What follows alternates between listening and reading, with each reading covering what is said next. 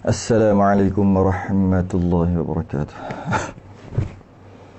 Innal hamdalillah nahmaduhu wa nasta'inuhu wa nastahdihi wa nastaghfiruh.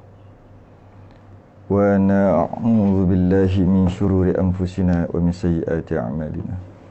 Man yahdihillahu fala mudilla lahu wa man yudlil fala hadiya lahu. Asyhadu an la ilaha illallah wahdahu la syarika lahu wa asyhadu anna sayyidana Muhammadan abduhu wa rasuluh. Allahumma salli wa sallim wa barik ala sayyidina Muhammadin al-Fatihi lima ughliqa wal khatimi lima sabaqa nasiril haqqi bil haqq wal hadi ila siratikal mustaqim. Sallallahu alaihi wa ala alihi wa ashabihi haqqa qadrihi wa miqdarihi al-'azim. Allahumma nawwir bil kitabi basari wa atliq bi lisani wa shrah bi sadri. استعمل به جسدي وحولك وقوتك فإنه لا حول ولا قوة إلا بك سبحانك لا علم لنا إلا ما علمتنا إنك أنت العليم الحكيم ولا حول ولا قوة إلا بالله العلي العظيم أما بعد. Alhamdulillah, kita rafa'kan kesyukuran pada petang ni seperti biasa hari Ahad bersiaran kita melalui channel Surau An-Nur Seremban Selatan ni, Fasa 3A Bandar Seremban Selatan, untuk menjawab soalan-soalan, beberapa soalan yang kita sempat sementara kita menunggu buka puasa. Biasanya kita menunggu buka puasa ni kita tengok TV, sebab nak tunggu makan tu, nak tunggu boleh makan tu, dia lama, dia agak berat dan membebankan sebab tunggu tu. Maka untuk bagi laju, masa tu seumpama laju berlalu, kita akan tengok TV, dia laju sikit. Dia laju sikit. Kalau tengok TV tu dia laju sikit. Rasa macam sekejap aja. Kalau macam 2 jam tu rasa macam sejam laju. Tapi sekarang ni orang pakat tengok handphone, sebab dia lagi laju. 2 jam tu macam setengah jam aja. Oleh kerana itu pihak AJK, pihak pengurusinya, AJK dakwahnya semua pakat fikir satu perkara yang boleh kita gantikan daripada tengok TV, gantikan dengan yang lain. Tengok telefon. Tapi mereka akan tengok telefon juga kalau tak boleh tengok TV. Maka telefon tu macam-macam boleh tengok. Maka kita buat satu program berkaitan dengan Ramadan, berkaitan dengan puasa ke, tarawih ke, malam tu ke, ibadah berkaitan bulan Ramadan, yang mana sebagai pilihan bagi mereka yang tak tahu nak buat apa. Tak tahu nak tengok TV, tak elok lah tengok TV. Nak tengok handphone, ada juga yang tak elok. Jadi kita memberi pilihan. Mudah-mudahan kita yang berusaha untuk menjayakan program ni, mudah-mudahan boleh jawab depan Allah nanti. Boleh jawab depan Allah nanti jika malaikat tanya, pendakwa raya dekat pada Masya Allah nanti, dekat mahkamah Allah nanti, pendakwa raya tanya, kenapa kamu orang-orang surau, orang masjid, ustaz-ustaz yang menyampaikan, kenapa tidak memberi pilihan kepada netizen yang berada di media sosial, yang berada di Facebook, yang berada di YouTube, kenapa tak memberi mereka pilihan? Dari segi dia tengok benda-benda yang mengarut, itu salah dia. Itu dia punya pasal. Kita ni sebagai pendakwah, kita sebagai orang yang pegang tampuk kepimpinan di surau dan masjid, yang mana kita tahu surau dan masjid ni dia ada kaedah menyampaikan dengan cara kuliah dan sebagainya. Kenapa mereka yang duduk tengok TikTok tu tak ada pilihan untuk tengok yang lain?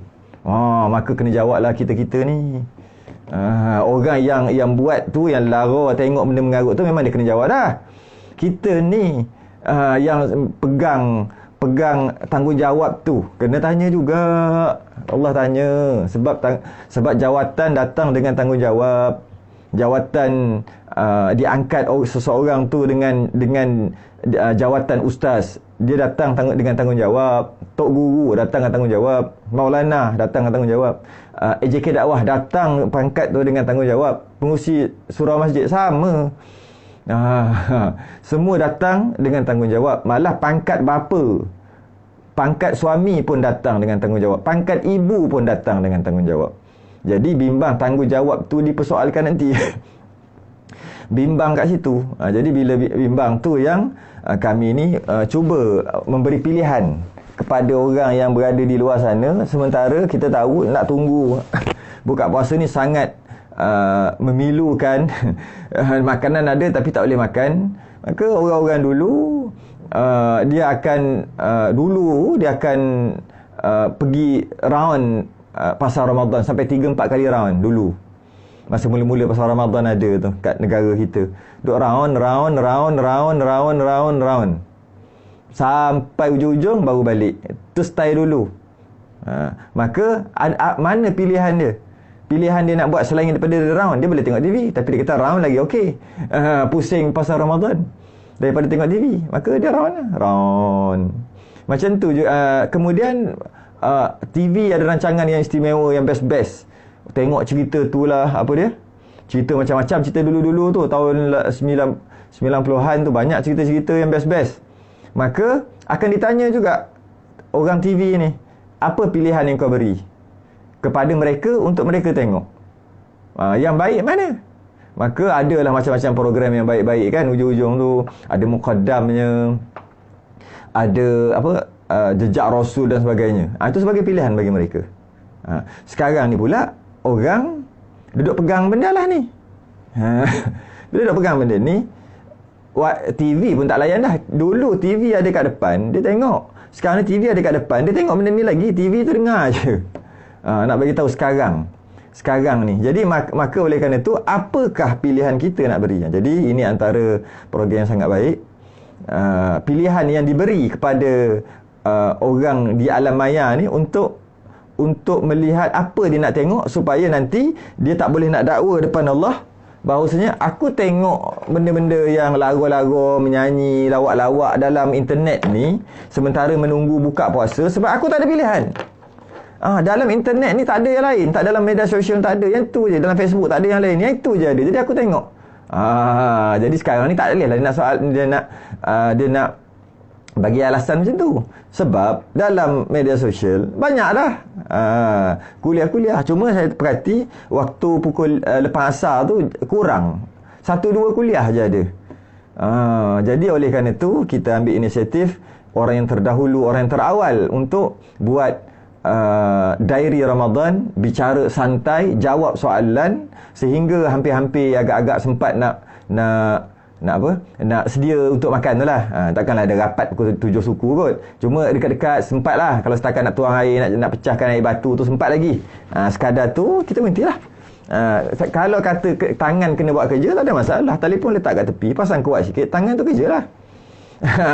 Tangan tu kerja lah. Jangan sebab tengok ni bagi orang perempuan, laki marah pula. Sebab apa? Sebab saya nak buka puasa ni, mana kurma ni? Allah baru nak cari masa dah azan kan. Jadi siapa ada yang ada soal, boleh soal terus, tak perlu tunggu-tunggu. Ada beberapa isu yang saya akan bawa. Tapi siapa ada soal terus, boleh soal terus. Mari kita tengok siapa yang ada. Itu mukadimah baru. Alhamdulillah, regular customer ada, Farina, dan dah soal lah pun. Khairani pun ada, Alhamdulillah. AJK dia pun dah masuk dah. Surah An-Nur fasa 3A, Bandar Seremban Selatan, Aniza Azizul Hakim, Zaidi, Masya Allah, Zaidi Ma'ali. Ini orang Indra Mahkota, orang Kuantan ni. Kemah kursi. Kursi pun kemah-kemah pun orang bagi. Sad Al-Jufri, doktor kita, Alhamdulillah banyak bantu doktor ni kan saya. Rosman Laili Umar, Ratifah Umar, Muhammad Irwan, ramai ada. Rosizul, orang Shah Alam, Khadijah Mat Jadi, Azmi, Alhamdulillah. Ada Azmi Ahmad, dia tak ada offshore ke tak tahulah ni. Ini orang antara yang hebat untuk belajar. Saya pun segan dengan orang-orang ni. Sebab kita pun dah kurang dah belajar ni. Dia masih lagi belajar, ada anak, ada isteri pun sibuk dah belajar lagi. Hebat Azmi Ahmad, orang Cengal Lempung, Kuantan. Bulan 6 insya-Allah, bulan 6. Dalam lebih kurang 31 hari bulan, lebih kurang tu lah 31 bulan 5. Ataupun 1 bulan 6 lah paling lewat. InsyaAllah ada insyaAllah boleh jumpa Azmi, kita makan colek. Kemudian Azmir Nur Hakim, ramai ada ni, sama ramai nak suruh baca nama dia ni. Midul Dolah, ini orang Puncak Alam. Edi Payet, ini pun antara yang Masya Allah. Ustaz Rizwan Hashim pun ada. Saya segan, saya cancel lah macam ni.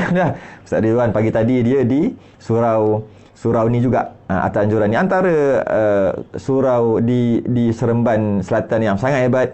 Tengok dia jemput ustaz-ustaz yang hebat, antaranya Ustaz Rizwan Hashim ni, orang tabung haji ni. Dapat jemput dia, alhamdulillah. Dia pergi pagi tadi subuh je. Kita ni biasa-biasa je, ustaz ayam je. Ustaz-ustaz hebat ni, alhamdulillah. Ada 2 soalan Tun Kidin. Ni lah tuan punya kursi ni. Yang siapa Zaidi tanya tadi. Ummu Amar ada soalan je. Sekejap saya nak baca. Nurul Abdullah Mahfuzah, Muhammad Ridwan, Masya Allah, Muhammad Ridwan ada. InsyaAllah malam ni kita jumpa. Pukul 10 lebih. Alis, balik Pahang lah Ustaz Rizwan. Mestilah esok ataupun 2-3 hari lagi saya akan ke Kedah, sehingga lebih kurang dalam 30 hari bulan Mei, lebih kurang 29 Mei, 30 Mei, 31 Mei saya akan kembali ke Pahang. Itu terpaksa usul saya, ngaku. Kembali ke Pahang, dan dalam lebih kurang 10 hari bulan 6 lebih kurang lah, baru kembali balik ke Selangor. Baik. Awal-awal lagi dah Farina ada soalan. Mesti soalan ni penting ni. Kan? Nak tanya soalan bukan tentang puasa. Ada orang sebulan dia belajar fiqh tentang zakat wang simpanan. Jadi orang itu keluarkan zakat wang simpanan. Setelah dia belajar, dia tahu zakat wang simpanan tidak ada. Setelah dia belajar, dia tahu zakat wang simpanan tidak ada. Bukan tidak ada macam ni. Tidak ada dalam mazhab Syafi'i. Boleh cantik. Kalau tidak ada tu macam tak ada. Ada dalam mazhab lain. Pendapat lain ada. Pendapat muktamad dalam mazhab Syafi'i, zakat wang simpanan tak ada. Gitu ayatnya. Sebab tu dekat negara kita Malaysia ni ada zakat simpanan, sebab dia ambil mazhab lain. Jangan cakap tak ada pula, marah pusat zakat. Ada, tapi tak ada dalam mazhab Syafi'i. Habis tu kenapa Malaysia ni ambil mazhab lain? Pemerintah dia ada kuasa untuk dibuat macam-macam, yang mana kadang-kadang mazhab lain pemerintah kata aku nak ambil mazhab ni. Dia ada kekuasa pemerintah ni atas maslahat umum. Sebab pemerintah ni dia tengok melalui mata helang. Dia tak tengok macam katak bawah tempurung, tengok ikut celah lubang tempurung, tidak. Dia tengok dekat melalui mata helang. Maka dia ada kuasa yang Allah bagi pada dia, kuasa pemerintah untuk buat beberapa hukum walaupun tak ada dalam Quran dan hadis. Dia boleh buat dengan syarat tak langgar Allah dan Rasul jugalah. Maka dia ambil pada mazhab lain. Dia ada kuasa. Antaranya kita bayar zakat fitrah pakai duit. Kita tak pakai beras. Sedangkan mazhab Syafi'i wajib pakai beras. Pakai duit tak sah. Kenapa kita boleh main koyak-koyak resit aja? Sebab pemerintah kita ambil mazhab lain. Mazhab Hanafi, mazhab Maliki, dia kata boleh. Jadi boleh ke macam tu? Boleh. Atas maslahat. Maslahat macam mana? Maslahat jika kena bagi beras juga di Malaysia, amil semua pakat berhenti. Sebab tak patah pinggang nak pikul beras. Sebab yang jadi amil ni biasanya umur lanjut-lanjut dah. Sebab dia 24 jam kan, dia tak ada kerja. Jadi dia orang pula nak kena pikul beras. Lepas satu cupak, lepas segantang. Allah. Sakit tuan tu. Sebab jadi amil, pakat-pakat berhenti. Bila pakat-pakat berhenti, kita nak bayar zakat macam mana? Atas maslahat, dia tengok melalui mata helang. Jadi oleh kerana itu, dia ambil mazhab lain pun buat masuk dalam ni. Kita tak boleh suka-suka. Ambil mazhab lain tak boleh. Tapi pemerintah dia ada kuasa. Jadi pemerintah letak dekat Malaysia ni mazhab lain. Mazhab Maliki yang kata ada zakat wang simpanan, ada zakat gaji, ada semua. Okey, betul. Adakah semua zakat yang dibayar itu, sedangkan zakat itu tak perlu dikeluarkan, jadi duit telah dikeluarkan, adakah automatik jadi sedekah? Ya, automatik jadi sedekah. Atau kena backdate niat mohon? Tak perlu, automatik jadi sedekah. Tak perlu mohon pada Allah, ya Allah tuanku, zakat yang aku bayar tapi sebenarnya tak ada mazhab Syafi'i, jadi zakat aku tak sah, jadi aku tukar jadi sedekah. Ya, tak payah. Automatik jadi sedekah. Dan soalan yang kedua, Tun Kidin, jika seorang suami ada pegangan saham dengan sebuah syarikat, jika suami meninggal dunia, adakah ia wajib difaraidkan hasil keuntungan daripada hasil saham? Dia bergantung juga. Saham ni dia bergantung juga. Tengok saham tu dia macam ni lah. Dia macam KWSP saham ni. Sama je sebenarnya. Lebih kurang macam tu. Iaitu apabila matinya tuan punya pemegang saham, maka saham tu jadi semua waris dia punya. Bersama juga. Walaupun dalam KWSP ada penama seorang, nama anak ke, nama suami ke, nama isteri ke, nama mak ke, tapi bukan dia punya. Yang penama tu punya bukan. Dia cuma pemegang amanah je. Dia wajib bahagikan. Bukan dia wajib bahagikan lah. Dari segi dokumentasi mudah untuk buat keluar. Seorang-seorang je pergi buat keluar. Dia tak boleh ambil semua. Sama juga dalam masalah saham, sama je. Bila dia ada nama yang tertentu yang dia letak, jika ada nama. Kalau aku jadi apa, orang ni dapat. Jika ada nama. Kalau tak ada nama, dapat kat semua waris dia. Jika macam tu memang kena faraid lah. Tapi ada juga saham yang jenis, jika kau mati, saham ni jadi hak milik, dijual bla bla bla. Saya tak kerti dah buat tu. Ada juga. Dah memang awal-awal lagi dah dijanji gitu. Saham dia ni kalau dia mati tak boleh diwariskan, tak boleh difaraidkan, sebab dia akan jadi hak milik balik syarikat ke, kembali pada syarikat ke dan sebagainya. Macam itulah. Dia ada dia punya tu, bergantung kepada perjanjian tu. Saham tu. Dan kalau jika saham tu tak ada apa-apa perjanjian, maka apabila matinya tuan punya saham, memang dapat kena faraid dekat orang yang berhak, kena faraid dekat orang yang berhak. Kalau katalah dibiarkan zakat, dibiarkan saham tu dalam tu aja, maka tiap-tiap tahun ke akan ada dia punya pulangan, maka pulangan tu perlu dibahagikan mengikut faraid juga. Satu ke dua bahagian ke. Itulah. Jadi soalan yang ketiga pula, sekarang ada pinjaman yang bagi pinjam berinsurans. Jika sekiranya meninggal, hutang dikira selesai. Macam mana di sisi Allah tentang hutang? Jadi adakah orang itu masih dikira berhutang? Ni ada dua. Ini ada dua perkara yang berbeza. Satu dia panggil khairat. Itu ni lah khairat kematian. Tapi khairat kematian kita yang 1,000, 2,000, 3,000, 1,500 tu kan, kalau mati nak beli kain kapan tu, sebenarnya dia luas lagi khairat tu. Khairat tu luas lagi. Iaitu dari segi pinjaman satu cerita lain. Dari segi insurans ataupun insurans ni kita secara umum sebut insurans. Sedangkan insurans sebenarnya haram. Insurans haram bagi orang Islam. Tak boleh. Habis tu yang masuk insurans, itu bukan insurans, itu takaful. Alah, insurans lah tu. Tak boleh lah, dah namanya lain, sebut lain lah. Dan kaedahnya juga lain. Kaedah dia menentukan macam mana sumbangan yang diberi. Bila jadi sesuatu yang telah diinsurans, telah ditakafulkan jadi macam ni, dia beza cara dia. Cara berjalan hukum tu berbeza. Insurans berbeza, takaful berbeza, nampak macam sama. Kalau macam ni, langsai hutang. Itu insurans. Kalau macam ni, langsai hutang. Itu takaful. Macam sama je. Memang luaran sama tapi dalam tu lain. Iaitu cara tu lain. Bila kita bayar, jadi hak milik siapa? Bila kita bayar bulanan ke, kita jadi hak milik siapa duit yang kita carumkan tu? Kalau jadi hak milik insurans, masyarakat insurans, itu haram tu, itu haram. Tapi jadi hak milik siapa? Dikumpul dalam akaun amanah bla bla bla bla. Saya bukannya bidang dalam bab ni, tahulah. Cuma cara jalan tu berbeza. Macam tu dah buat juga pinjaman Islamik, jalan tu berbeza.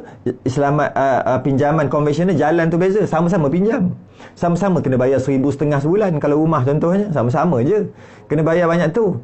Pakai pinjaman biasa konvensional pun banyak tu, Islamik pun banyak tu. Tapi dalam dia tu lain. Dia ada shilling dia, dia ada nilai shilling dia, ada berubah tak berubah bayar tiap bulan, yang kita panggil BLR, BFR, MRTA, MRTT tu. Semua tu lah. Jadi dia ada beza. Jadi sementara ada takaful di negara kita sempurna 100% ke mengikut syariat? Pastinya tak sempurna lagi, kita baru aja. Tapi walaupun tak sempurna 100%, boleh cari lompong-lompong, boleh cari black hole panggil. Boleh cari kelemahan dalam sistem takaful, tapi itu ada juga Islamik. Kau boleh cari tu berapa? 5%, 10% aja, 90% jalan betul. Sedangkan insurans awal-awal lagi jalan dah tak betul. Jadi orang kata daripada tak ada langsung, baik ambil lah juga. Ma la yutraku kulluh la yutraku kulluh. Tak boleh buat semua, jangan tinggal semua. Jadi oleh kerana tu dia ada beza lah, dia ada beza kat situ. Jadi dua perkara, bila orang tu beli rumah, beli kereta, beli tak kisahlah beli apa, walaupun berhutang duit sekalipun, maka dia wajib bayar. Dia wajib bayar, orang yang berhutang tu wajib bayar. Jika orang yang berhutang tu mati, wajib juga waris dia bayar pakai harta sebelum diparaidkan, wajib bayar. Itu hukum asal pinjam. Tapi boleh juga kita gabung dua. Pinjam satu hal, lepas tu dah pinjam, dah tahu dah pinjam dah 100,000. Kalau mati nanti kena bayar 100,000 tu, sebab dah pinjam. Nak bayar pakai duit apa? Pakai duit dia, duit pusaka dia tu sebelum diparaidkan. Jadi itu hutang. Itu hutang. Jadi dalam masa yang sama dia buat perjanjian lain pula dengan syarikat lain, dengan orang lain, dengan pihak lain. Dia buat dengan pihak lain, iaitu Allah, jap.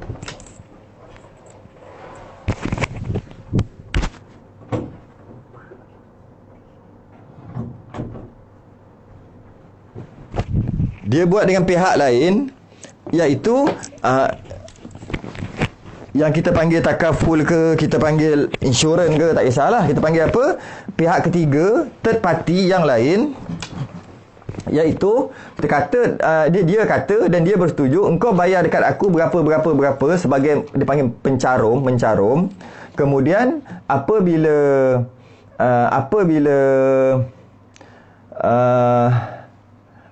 apabila kau mati jadi apa-apa kemalangan dan sebagainya, kita akan guna duit yang kita kumpul ramai-ramai ni, itu nama takaful, untuk selesaikan hutang tu. Itu takaful. Kita kumpul ramai-ramai, ada berapa? Ada 100,000 orang. Pakat-pakat bagi duit sikit seorang. Buat apa ni? Carum maksudnya simpan dalam satu akaun amanah. Jika jadi kat siapa-siapa, mana-mana satu di antara ahli kita ni semua bersetuju untuk bagi kat dia. Bagi dekat yang masalah tadilah, sama ada mati ke, sama ada accident dan sebagainya. Berbeza dengan insurans cara dia lain sikit, lain. Itu bab lain lah. Jadi boleh ke? Boleh, dengan syarat pinjaman tu juga Islamik, dan insurans ataupun pihak ketiga tadi yang kata dia akan bayar jika kita tak mampu bayar dengan sebab-sebab tertentu tadi, dia juga Islamik. Bahasa yang kita panggil sekarang, pinjaman tu Islamik, perbankan Islam, dan yang pihak ketiga tu dia panggil takaful. Kita panggil istilah tu, tak ada masalah, panggil lah istilah apa pun. Panggil, kadang-kadang panggil istilah tapi salah buat apa kan. Jadi itulah. Jadi macam tu boleh. Bila mati je, maka pihak tu akan bayarlah hutang dia. Maka jadi hak milik dia, tapi dia dah mati. Hak milik mutlak dia dah mati, maka dapat dekat waris. Oleh kerana saya dah tukar telefon, maka hilang soalan lepas pada tu tadi. Maka saya terpaksa baca Ummu Ammar Danish. Yang atas pada Ummu Ammar Danish tu saya dah tak hilang sebab saya tukar telefon tadi. Saya rasa ada lagi 1-2 soalan, terpaksa tinggal lah sebab tak keluar. Biasalah dia kena back balik, entahlah, pelik, saya pun tak faham kenapa Facebook jadi gini daripada dulu lagi. Jika ada orang tak berpuasa sebab tak mampu berpuasa pada hari tersebut, tapi minta tolong orang sediakan bekal air, dikira macam mana hukumnya? Maksudnya dia tak puasa, dia macam ni. Jika seseorang itu tidak berpuasa, yang mana tak berpuasa tu diiktiraf syarak iktiraf, syarak benarkan dia untuk tidak berpuasa. Sebab ada syarat tak benarkan dia untuk tidak berpuasa tapi dia tak puasa juga. Antaranya dia tak sakit tapi dia minum, kan tak boleh tu. Maka dia pun buka puasa, haram berdosa kan dia buka puasa. Bila dia buka puasa tu haram berdosa, maka dia haram lah makan. Sebab dia tak ada pun, tak syarat tak iktiraf pun, tapi dia buka puasa juga, maka berdosa dia. Orang ni dipanggil orang yang buka puasa tanpa diiktiraf oleh syarak. Syarak tak bagi, dia buka juga. Orang macam ni, jika kata nak minta bekal air ke, nak tolong beli air ke, tak kisahlah. Kau tolong belikan aku kuih kejap kat pasar Ramadan tu, aku nak makan. Orang macam ni tak boleh, haram. Kita ni haram belikan untuk dia. Haram, tak boleh. Sebab dia tak puasa, tidak diiktiraf syarak. Syarak suruh dia puasa, dia tak puasa. Walaupun dia tak ada uzur, tak ada. Tapi ada orang dalam keadaan syarak mengiktiraf, engkau boleh tak puasa. Antaranya orang yang musafir. Orang yang musafir keluar sebelum subuh, maka dia boleh kalau tak nak puasa. Walaupun dia tak penat pun dia boleh kalau tak nak puasa. Orang macam ni syarak iktiraf, boleh. Maka dia ni suruh orang lain pergi beli air dan sebagainya sebab dia nak makan siang Ramadan, boleh. Sebab iktiraf, syarak iktiraf, dia boleh buka puasa. Macam tu juga jika sakit. Sakit yang mana? Sakit yang dia tak mampu, sakit yang syarak benarkan. Sakit macam ni dibenarkan untuk tak berpuasa. Maka dia pun tak berpuasa. Jadi dia suruh beli. Tengok dulu syarak benar kan tak? Dia tak berpuasa. Syarak benar. Sebab dia sakit. Ya, sakit dia pula bukan sesama, bukan batuk. Setakat sesama, syarat tak benar. Sakit yang sungguh lah. Nak kena makan ubat dan sebagainya, maka boleh beli bekal untuk dia. Sebab syarat pun terima. Syarat pun terima. Dia ni tak puasa. Maka boleh kita tolong dia untuk makan siang Ramadan. Mahfuzah syahidan. Macam mana nak bersihkan air kencing di atas lantai kapet? Panjang juga ni. Saya jawab secara ringkas lah sebab dia bukan berkaitan dengan Ramadan kan. Jadi kalau atas kapet, beberapa cara ada. Saya ambil cara yang susah dulu. Jika air kencing ada atas kapet, yang pertama dia ambil air, dia tuang dekat basahan air kencing tadi. Pertama dia lap dulu. Bila air kencing atas kapet atas lantai ke, yang pertama lap dulu. Lap, ambil air kain kering, lap dulu sampai dia kering. Masuk kering tu tak ada air mengalir, tapi nampak lagi kesan basah. Kemudian dia ambil air, dia tuang lah atas tu. Dia gosok, lepas tu dia buang air yang dia tu. Yang dia basuh tadi tu. Sikitlah, seluas mana kapet, seluas tu lah. Kalau kapet luas ni, tak payahlah nak basuh besar ni. Kalau kapet luas ni yang kena air kencing, basuhlah besar sikit. Macam tu lah. Setelah dia lap. Jadi kemudian dia buat beberapa kali sehingga bila dia letak air tu tak ada bau, tak ada warna, tak ada rasa najis tadi tu. Maka suci. Itu cara pertama. Cara kedua adalah dia keringkan dulu. Ini cara untuk yakin. Dia kering dulu. Iaitu dia ambil hair dryer ke ataupun dia biar ke, dia lap dia biar kering. Kering ni masuk kering kontang. Tadi kering juga tapi masuk kering. Tadi kering tapi ada basah. Cuma kering dengan maksud tak mengalir. Sebab air kencing ada, dia mesti ada air lagi. Jadi kita lap dia kering. Tapi basah. Cuma dia kering tak mengalir. Yang itu satu cara tadi lah. Ini cara yang kedua, bukan kering ni. Kering kontang. Maksudnya biar 3 hari. Lap biar 3 hari. Dia kering lah. Ataupun ambil hair dryer sampai kering. Tak kisahlah. Yang penting kering kontang. Kemudian bila dah kering kontang, baru basuh. Boleh tak cara yang tu?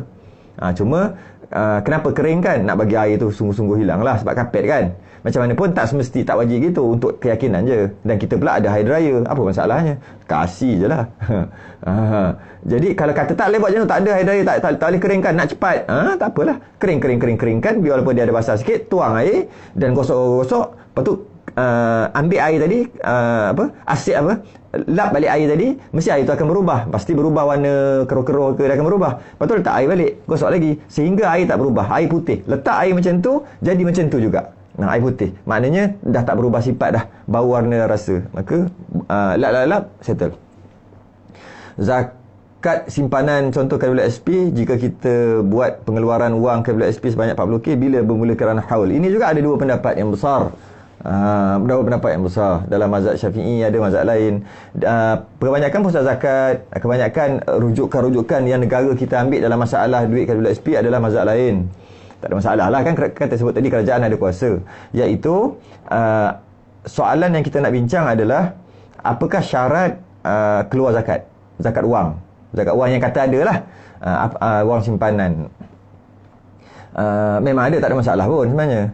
Malah mazhab Syafi'i pendapat yang kedua pun ada zakat simpanan ni, zakat wang simpanan dia panggil. Ada je. Cuma kalau yang kata tak ada tu, tak bolehlah kita nak marah sangat. Sebab betul pendapat tu juga. Jadi maknanya kalau ada tu, maknanya duit kabilah SP tu, adakah duit tu sempurna milik? Kerana antara syarat untuk keluar zakat adalah cukup haul setahun, cukup nisab berapa, kalau kat Selangor 18,000 ke 20,000 lah macam tu. Dan duit tu tak digunakan, tak disentuh selama setahun. Tak diguna selama setahun. Cukup haul, cukup nisab dan sempurna milik. Iaitu kita boleh buat apa kita nak buat dengan duit tu. Maka cukup setahun macam tu, macam duit kita dalam bank tu lah. Dalam bank yang boleh cocok dekat ATM tu. Termasuklah dalam tabung haji. Samalah, kita boleh cocok bila-bila kita nak keluar. Maka duit tu hak sempurna milik. Jika ada lebih daripada nisab, bertengok negeri lah, area 15,000 hingga 20,000, tu dia punya nisab dia. Bergantung pada negeri, dia tengok nisab ni bergantung pada emas, harga emas. Jadi bila macam tu, keluarlah duit kadul SP 40k, dia kata Aisina. Okey, adakah kena zakat? Yang pertama, cukup tak nisab? Cukup, sebab nisab kat sini katalah 18,000 je, dia 40 lebih. Cukup tak setahun? Haul. Kat sini ada jadi khilaf. Pendapat yang pertama kata cukuplah setahun, malah lebih lagi, sebab duit dalam kabel SP tu kan berapa lama duduk dalam akaun tu? Maknanya keluar tu lebih dah setahun sebenarnya. Pendapat yang kedua lagi kuat. Dia kata walaupun duit dalam kabel SP tu ada duit kita, tapi kita mana boleh buat keluar?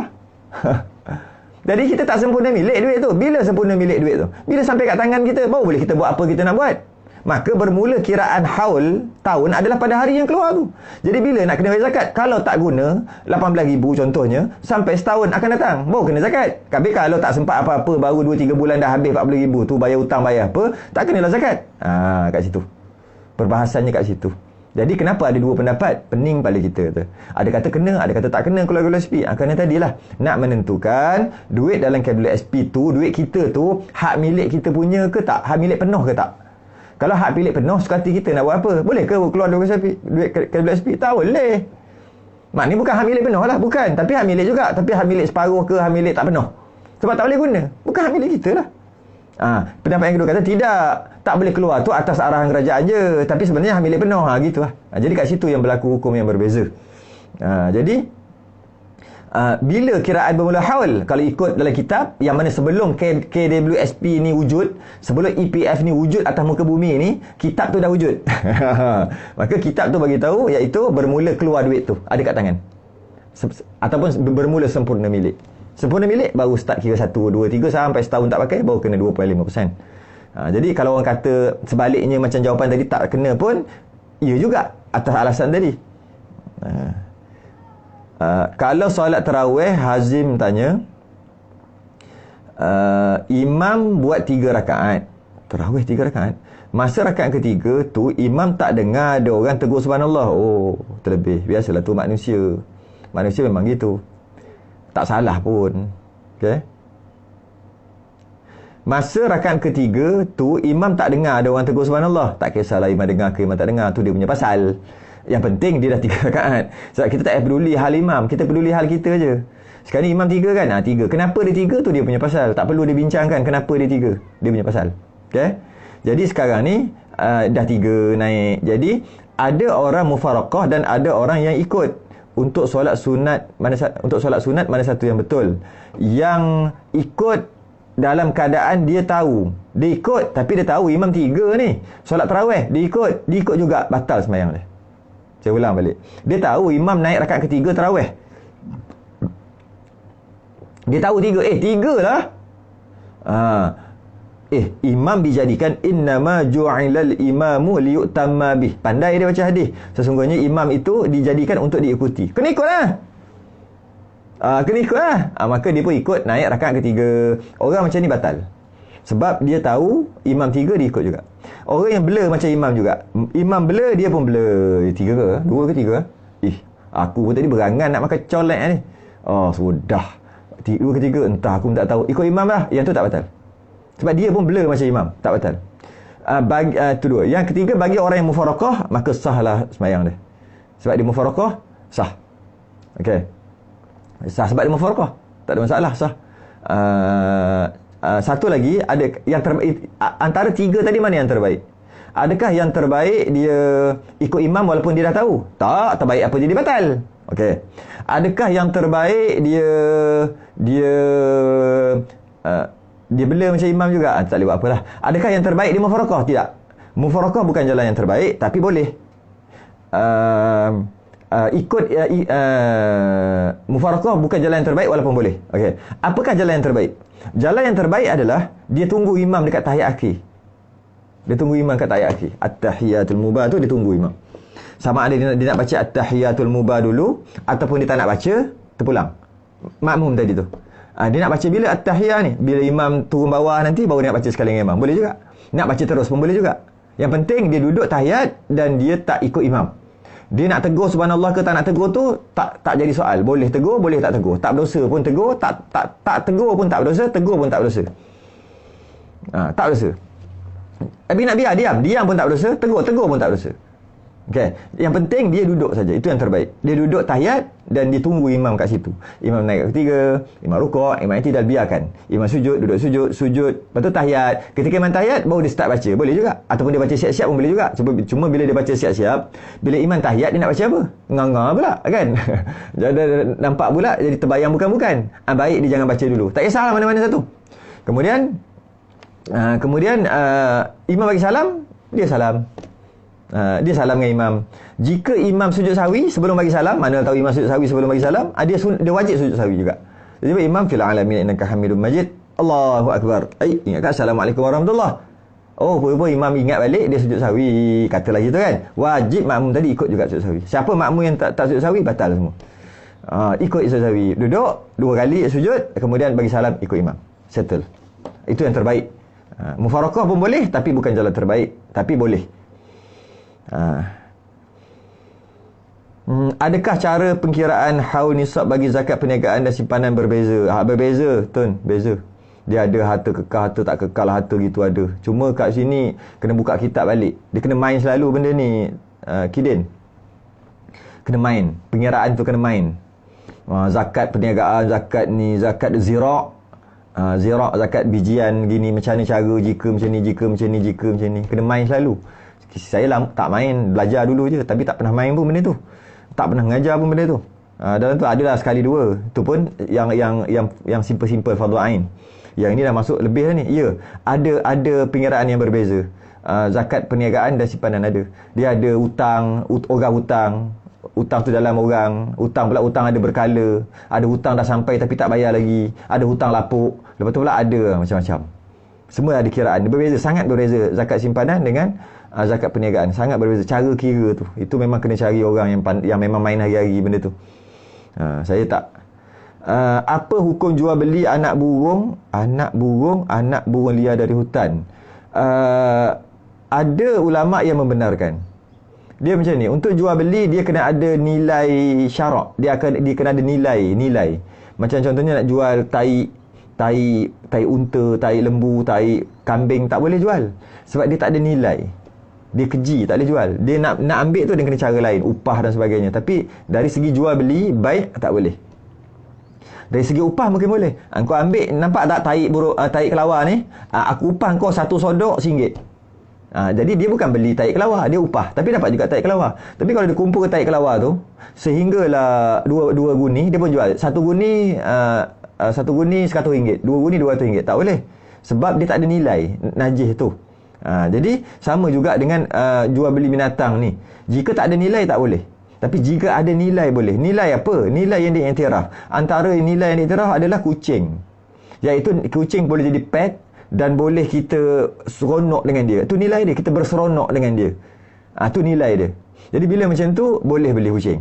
Boleh jual. Macam tu juga burung.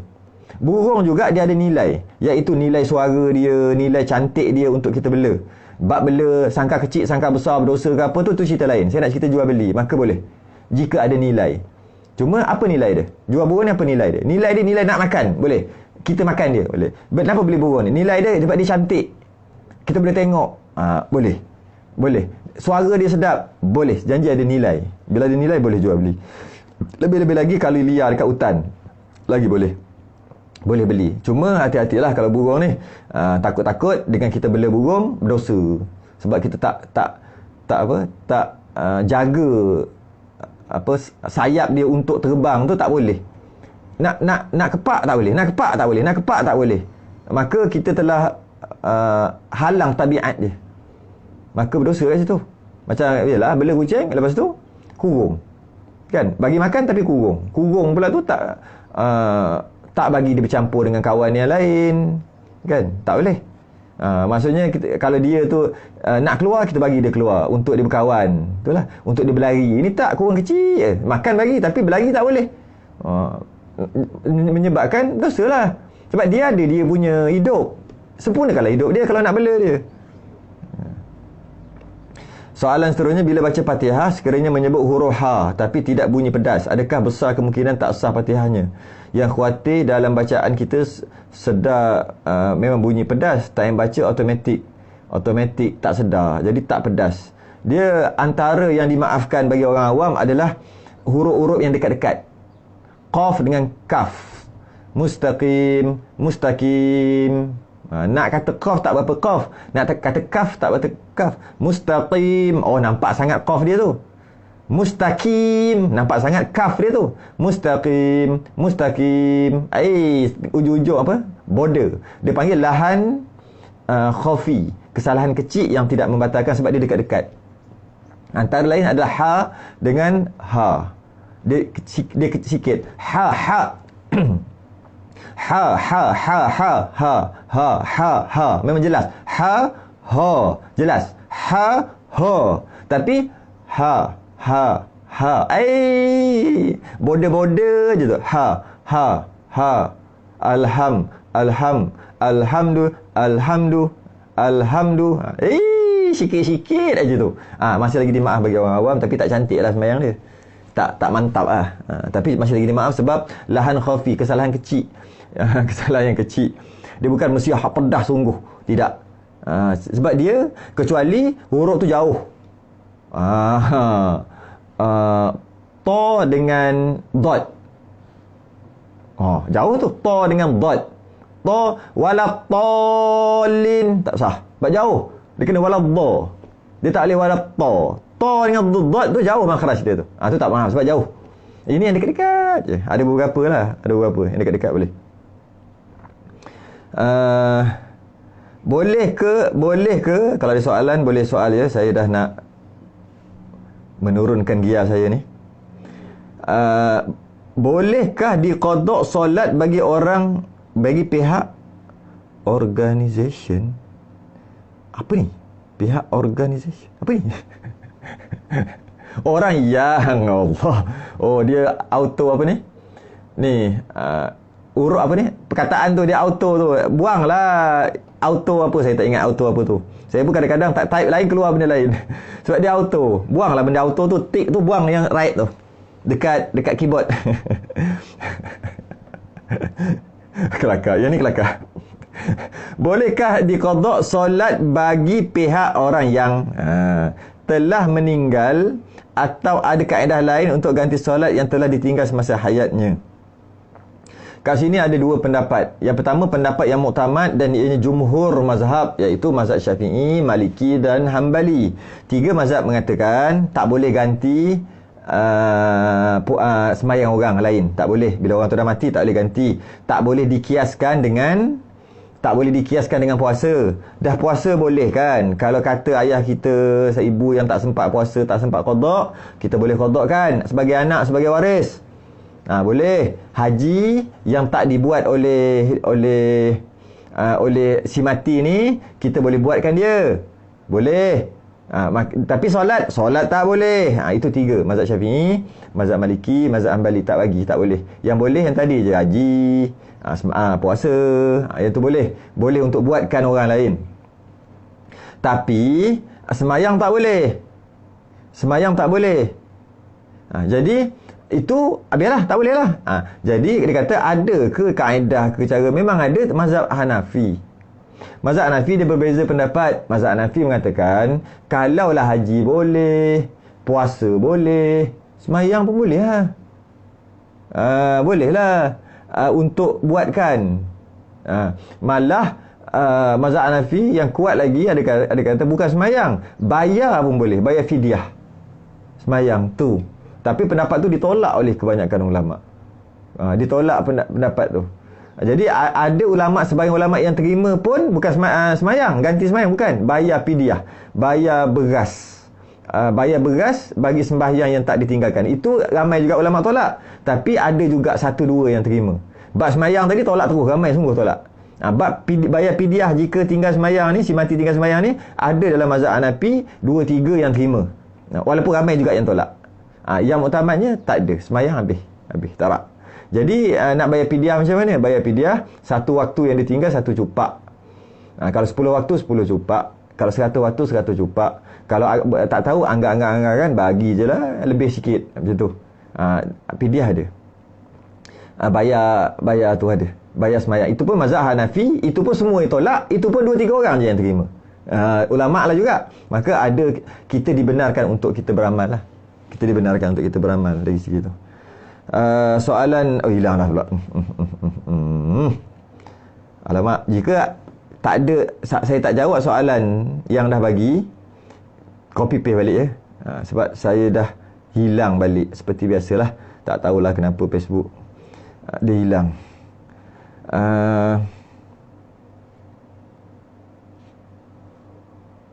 Memang hilang terus.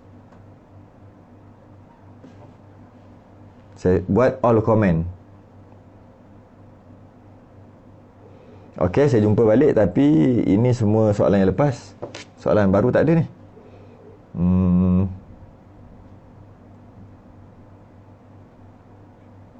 Soalan baru tak ada ni. Tak ada juga. Mana soalan? Pinjaman ni dah lepas kan?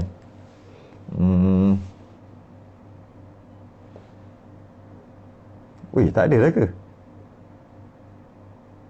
10 amalan ada. Memang telefon ni tak tahulah kenapa Facebook ni. Kalau kita keluar je, hilang lah. Keluar je hilang. Masuk balik pun dah tak jumpa dah. Apakah amalan yang boleh dilakukan 10 Ramadan terakhir untuk wanita yang ABC? Wanita yang ABC. Ini pun autocorrect juga ke ni, Rohani? Puan Rohani. Jadi bagi orang perempuan, 10 yang terakhir, kalau dia tak boleh, sebelum tu bagi secara umum 10 malam yang terakhir kita digalakkan, dituntut untuk banyakkan ibadah secara umum dulu. Iaitu banyakkan sembahyang, banyakkan baca Quran pada 10 yang terakhir, malam terakhir, kerana ada satu malam nama malam Al-Qadar, yang mana malam Al-Qadar ni lebih baik daripada 1000 bulan. Dia punya fadilat dia tu lebih baik daripada 1000 bulan. Walaupun ada sebahagian ulama mengatakan nak bagi tahu besarnya malam tu, maka kena ibadah. Ada sebahagian kecil ulama, 2-3 orang, dia kata maksud lebih 1000 bulan tu kali 1000 lah. Memanglah tak tepat, tapi bolehlah untuk kita nak beramal. Kalau RM1 jadi 1000, bolehlah. Tapi hakikatnya bukan gitu. Bukan kalau bagi RM1 jadi 1000 kalau malam Al-Qadar, malah lebih baik daripada 1000 bulan, malah kita tak tahu pun banyak mana. Cuma sekadar nak bagi tahu besarnya fadilat, bolehlah. Iaitu kita kena banyak. Kalau kita sembahyang sunat tu 2 rakaat, dia jadi lebih baik daripada 1000 bulan. Untuk kita faham mudah-mudah, faham kampung-kampung ginilah, walaupun tak tepat. Dua rakaat tu jadi 2000 rakaat. Macam tu untuk faham-faham je. Jadi kalau orang kata bukan macam tu, tak apalah, terima jugalah. Ini untuk kita fadail amal, untuk kita beramal je, untuk kita nampak dari segi macam mana besarnya fadilat je. Memang ulama tolak. Bukan gitu, dia kata. Bukan kali-kali gitu. Ingat main matematik ke? Dia kata. Betul juga. Ini untuk kita beramal. Kita nak beramal. Jadi buat macam-macam. Ada boleh zikir, boleh berzikir. Kalau alhamdulillah jadi 1000 kali. Kalau kata sekali. Jadi banyak kan, sebab para sahabat dia bukan dengki lah, dia tak puas hati kerana ada umat terdahulu umur panjang-panjang sampai 950 tahun pun ada. Maka boleh beramal banyak. Umat Nabi 60-70. Maka dia tak seronok, dia tanya Nabi. Maka turunlah inna anzalnahu fi lailatul qadr wa ma adraka ma lailatul qadr lailatul qadri khairum min alfi syahr. Malam Al-Qadar lebih baik daripada 1000 bulan. Jadi kau jangan risaulah. Kalau 1000 bulan 83 tahun. Kalau buat orang ramai silap boleh jadi ribu. Jadi maka legalah para sahabat. Jadi jangan lepaskan malam 10 terakhir, lebih-lebih lagi malam ganjil. Malam 21, 23, 25, 27, 29. Malah Imam Ghazali dia ada kaedah untuk mengagak ramalan dia. Bilakah malam Al-Qadar? Untuk tahun ni jatuh pada hari Selasa Selasa kita 1 Ramadan hari Selasa, kan? Maka jatuh malam Al-Qadar mengikut ramalan Imam Ghazali adalah 27 malam 7 lekor, 27 Ramadan ni. Jadi pulun dekat 27 Ramadan tu, pulun juga dekat 21 22 21 23 25 dengan 29 pulun juga, tapi 27 tu pulun lebih sikit sebab Imam Ghazali kata, aku kata hari ni jadi kita percaya kat dia, kita lebihkan sikit, tapi sekadar ramalan aja. Ramalanku benar belaka ke tak tahulah, benar tak benar, jadi ramalan tak ada masalah, amal lah. Jadi itu bagi orang yang boleh buat. Macam mana orang yang tak boleh, haid ke apa ke tak boleh ke dan sebagainya, kan? Ataupun mungkin orang tua yang tak larat nak sembahyang dah, tak larat nak bangun, tak larat, kan? Maka ada yang boleh dia buat. Antara yang boleh buat adalah bersedekah. Antara dia boleh buat adalah berzikir. Zikir yang dibenarkan dalam keadaan perempuan yang haid. Boleh zikir. Boleh baca la ilaha illallah. Boleh baca la haula wala quwata illa billah, subhanallah, alhamdulillah, Allahu akbar. Semua tahlil lah, semua boleh. Semua boleh buat. Jangan baca Quran aja. Kemudian boleh buat juga sedekah. Sedekah pada malam tu. Nak sedekah macam mana? Nak keluar payah malam-malam. Zaman sekarang kan zaman moden, kan boleh online ni. Sewaktu subuh afdal sedekah. Jadi waktu subuh. Jadi dia buat, tapi kalau dah subuh dah masuk hari seterusnya. Jadi 27 tu malam tu lah dia buat, sebelum masuk esok tu, sebelum subuh, masa sahur tu. Transfer dia waktu tu. Dapatlah fadilat dia. Kalau kata mudah-mudah kampung-kampung cakap, kalau RM1 transfer, dekat kisahlah dekat surau, kat masjid, kat mana-mana, tak kisahlah. RM1 jadi RM1,000, kampung-kampung cakap. Ataupun bagi RM1 dapat banyak-banyak, mana banyak sungguh. Jadi bahagi-bagikanlah. 21 sikit, 23 sikit, 25 sikit, 27 banyak, 29 sikit. Janji jangan lepas pula, nak 27 aja. Janganlah macam tu. Jadi pandai-pandai lah. Itu kalau orang yang ada kurang ni. Orang yang banyak, buat lagi banyak, cara banyak. Macam tu lah. Jadi cuma banyak pada malam tu boleh sedekah, boleh berzikir, boleh juga. Boleh baca Quran je tak boleh, sembahyang tak boleh bagi orang ni. Zakat simpanan KWSP jika kita ini dah baca lah.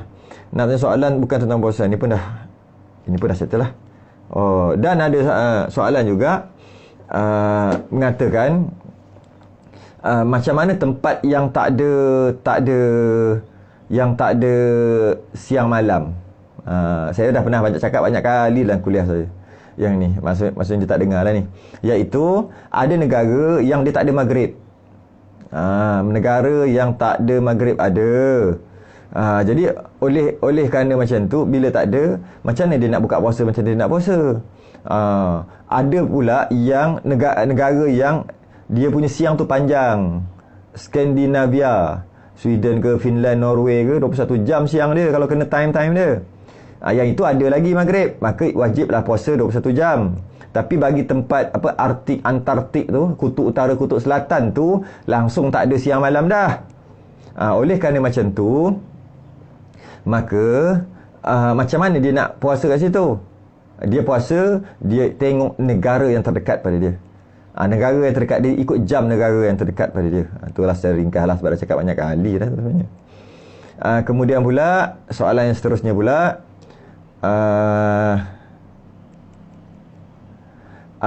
apa sunat-sunat ketika sahur dan berbuka? Dia mudah je. Nabi suruh kita untuk sunat lambatkan sahur, cepatkan berbuka. Jangan melewatkan berbuka.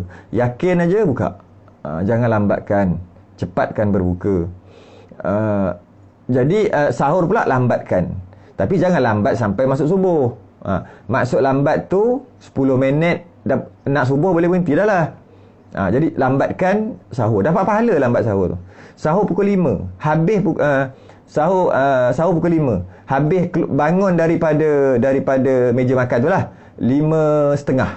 5.40 ataupun 5.45 subuh. Okey dah, cantik dah tu. Pahala dapat makan waktu pukul 5 tu.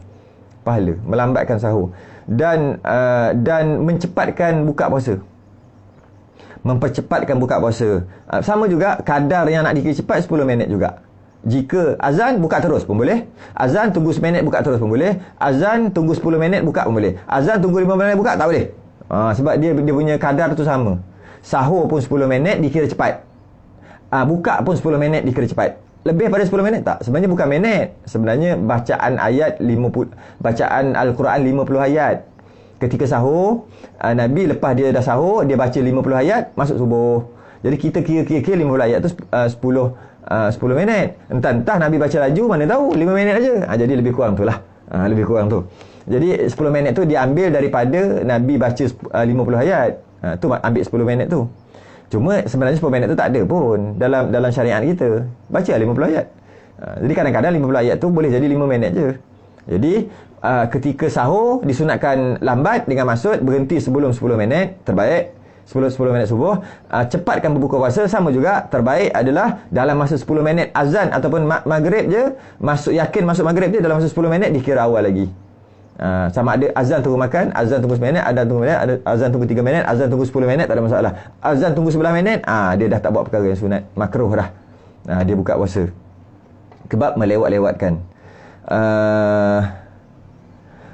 Apa hukum dia bersetubuh di siang hari, di pagi hari, sangkaan dia masih malam, rupanya dah terbit fajar. Masya Allah, bukalah tingkap dulu tengok.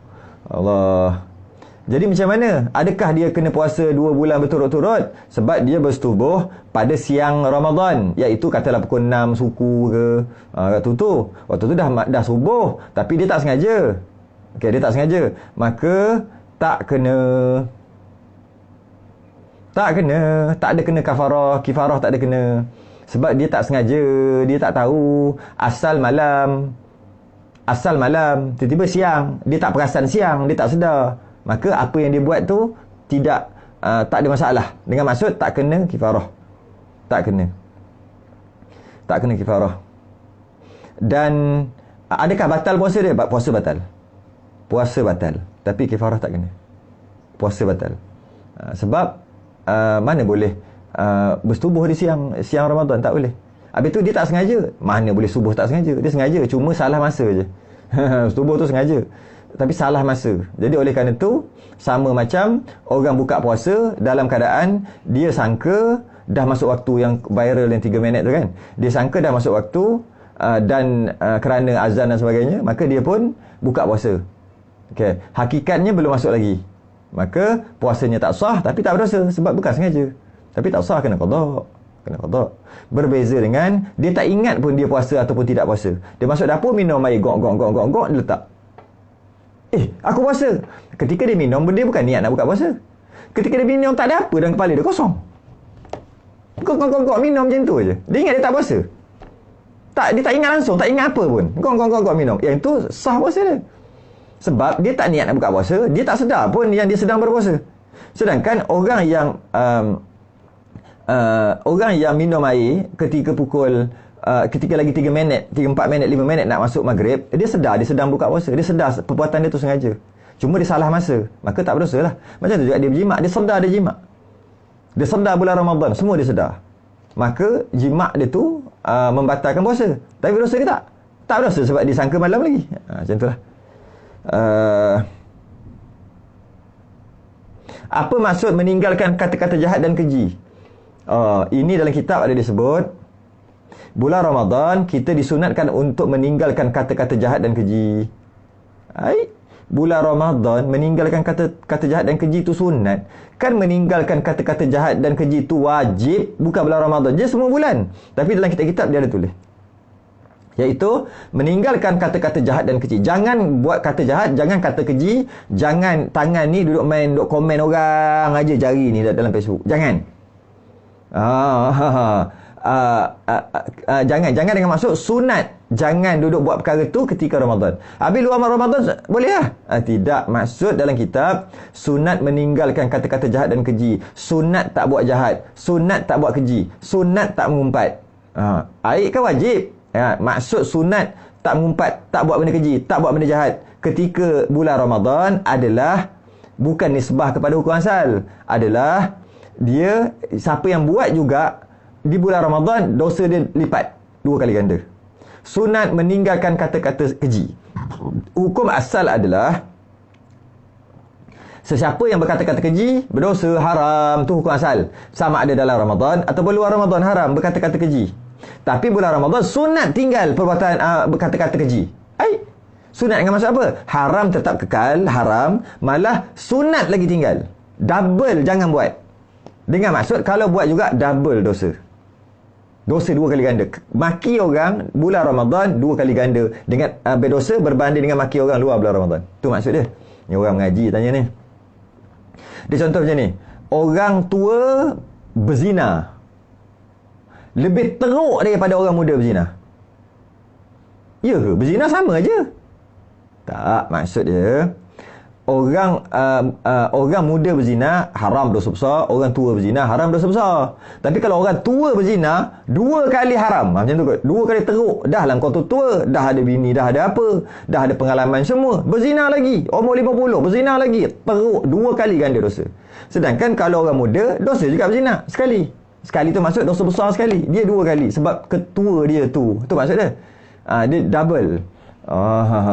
Orang miskin sombong lebih teruk daripada orang kaya sombong. Sebab orang kaya dia memang sombong, memang tak boleh berdosa sombong. Tapi logiklah dia sombong sebab dia kaya. Ini orang miskin sombong. Maka orang miskin sombong 2 kali ganda dosa dia, lebih besar daripada orang kaya sombong. Bukan menandakan kalau macam tu orang kaya bolehlah sombong. Bukan, boleh, haram dosa. Cuma orang miskin sombong double. Kau dah lah miskin, kau sombong pula. Tak sedar diri. Jadi orang kaya sombong berdosa besar. Orang miskin sombong dosa besar ganda 2. Sebab tak sedar diri satu lagi. Itulah. Tu maksud meninggalkan kata-kata keji. Boleh tak mandi junub lepas subuh? Banyak kali dah cakap boleh mandi junub lepas subuh. Jangan berjunub masa subuh, lepas subuh je. Mandi junub, mandi haid, mandi nifas semua boleh lepas subuh, dengan syarat kering ataupun berjunub sebelum subuh. Boleh. Hati-hati air jangan masuk di batin, di rongga-rongga batin. Apa lagi? Sunat membanyakkan doa sebelum berbuka. Ya, betul, saya setuju. Sebelum berbuka sunat banyakkan doa. Sunat memperbanyakkan doa masa berbuka. Yang paling-paling pun 10 minit yang terakhir tu memang terbaik untuk banyakkan berdoa. Kerana waktu tu waktu yang mustajab doa. Yang mana maksud mustajab doa tu, waktu tu kita lapar, waktu tu kita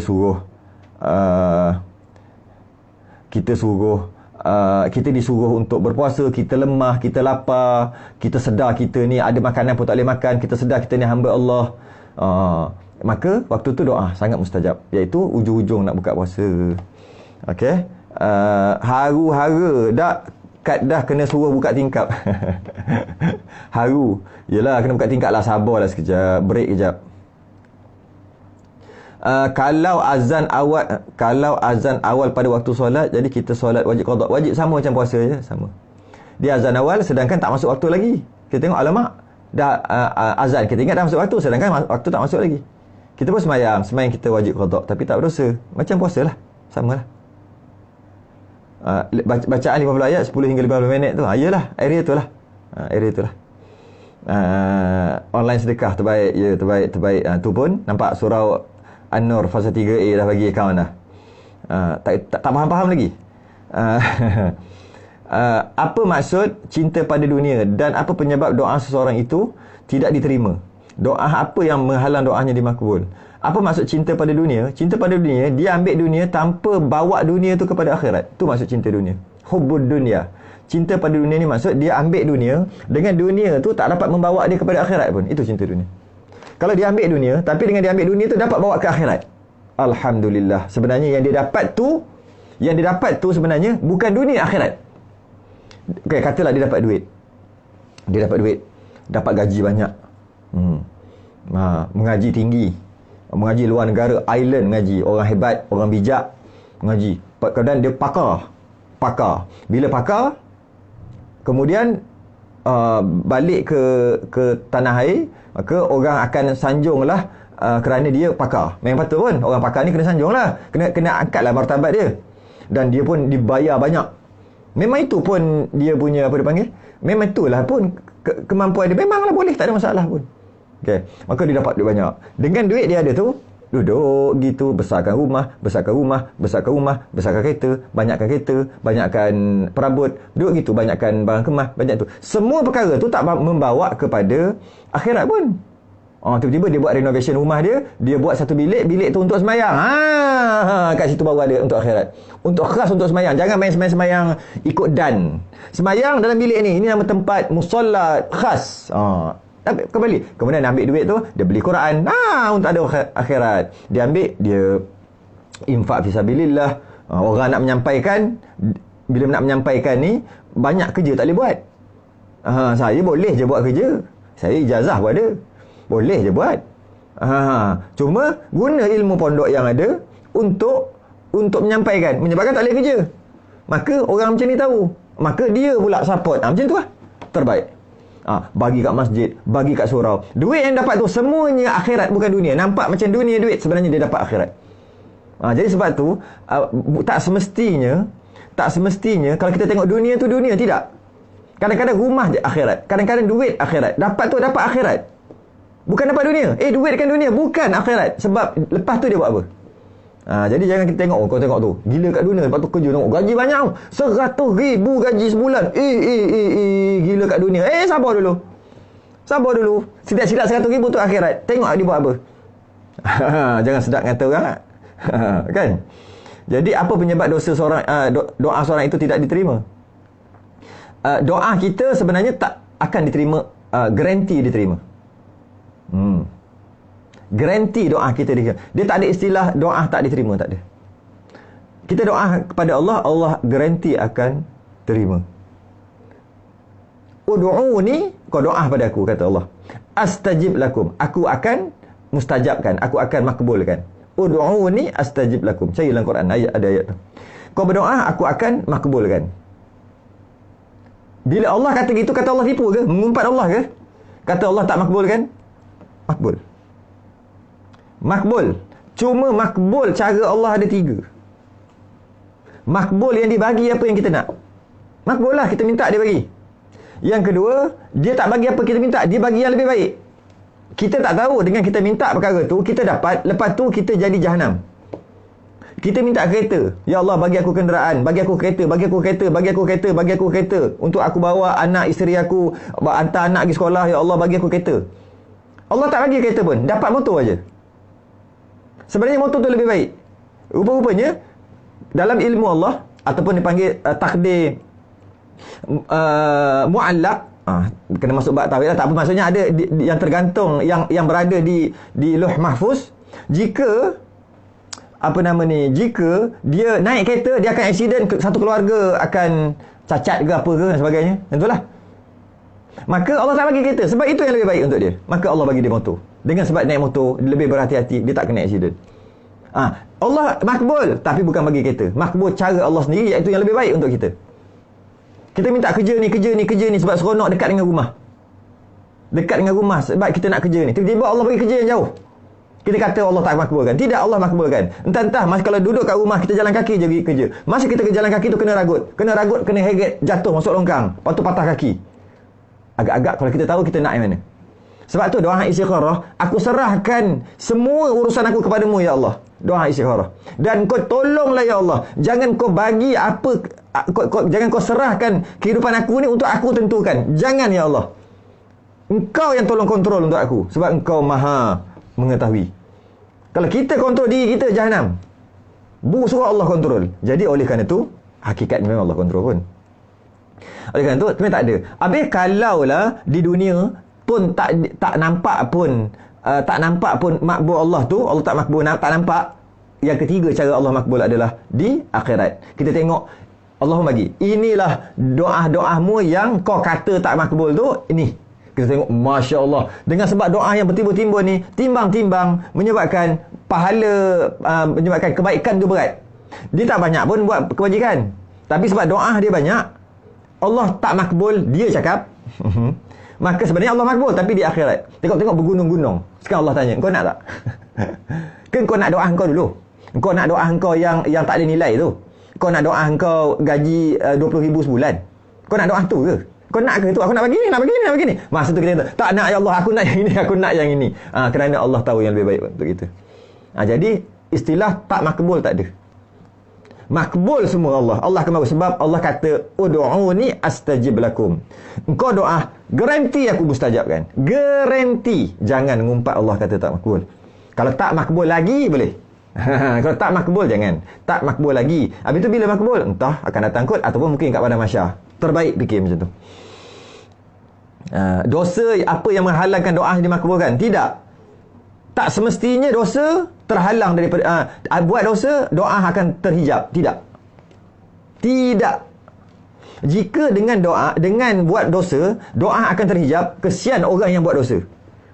Orang yang buat dosa tu dia akan kekal dosa sampai mati. Sebab apa yang dia doakan dalam hati ke apa, tak akan, ya Allah, aku tengok masjid tu hari-hari je. Bilalah aku dapat pergi. Tapi aku pemalas, tak sembahyang. Pergi lagi sikit, Allah teringinnya, tapi malah. Tapi dia ada di lubuk hati dia doa, ya Allah, bilalah agak-agak aku dapat jadi gitu. Itulah doa dia. Itu doa dia. Dia berdoa. Kalaulah buat dosa menyebabkan terhijab, kesian orang. Doa akan jadi gitu sampai mati. Makanya dosa bukan menghalang daripada doa itu dimakbulkan ataupun tidak. Tidak. Cuma dosa yang banyak, malu sikit kita nak minta. Kita pancitkan tayar kereta dia, lepas tu bila kita ada masalah, tak ada duit, kita pinjam dia. Malu sikit. Tu. Kita buat dosa dengan dia, kita pecahkan tayar dia. Jiran kita tak suka dengan dia. Kita tak suka dengan dia. Kita pecahkan tayar, dia baru beli kereta, kita dengki. Kita ambil paku, padak muka. Belagak sangat. Masih bila orang tu belagak, tak tahulah. Tiba-tiba selang sebulan, 2 bulan, 3 bulan, dia ada masalah kewangan, kena buang kerja PKP ni, syarikat dia tutup. Nak makan pun tak ada, nak pinjam duit, pinjam orang sebelah. Malulah sikit weh. Dia ni tak tahu, jiran ni tak tahu. Dia je tahu, tapi malu mukalah sikit. Kau ketika tu kau buat dengan dia, tiba kau susah, kau minta tolong dengan dia pula. Macam tu lah kita dengan Allah. Kita buat dosa macam-macam, kemudian kita nak minta macam-macam. Malulah sikit. Tu je dari segi tu. Tapi bukannya jadi tak elok lah buat gitu. Tapi bukan menandakan doa tu terhijab. Tidak. Yang tepatnya, apa yang kita nak Allah tak bagi. Apa yang kita nak Allah tak bagi. Kita panggil doa tak makbul. Itu silap kita. Oleh kerana aku ada buat dosa sekian, aku doa dan aku nak perkara ni, Allah tak bagi. Sedangkan Allah bagi. Allah bagi ke akhirat. Allah bagi juga. Kerana Allah memakbulkan doa dalam pelbagai cara, kerana Allah kata ud'uni astajib lakum. Ud'uni ini perintah untuk perintah penyamak. Ud'uni maksud ud'uni doa kamu, mesti kamu kena doa, perintah. Kalau kau perintah, aku akan makbul. Bukan kata kau perintah, aku tengok dulu. Kalau okey aku makbul. Tak ada, garanti aku makbul. Jadi oleh kerana itu tak ada doa yang tak mustajab sebenarnya. Cuma doa yang kita nak tak dapat, Allah tak bagi yang itu ada. Tapi mustajab tetap mustajab. Makbul tetap makbul. Cukuplah tu. Saya rasa pun dah tak ada soalan.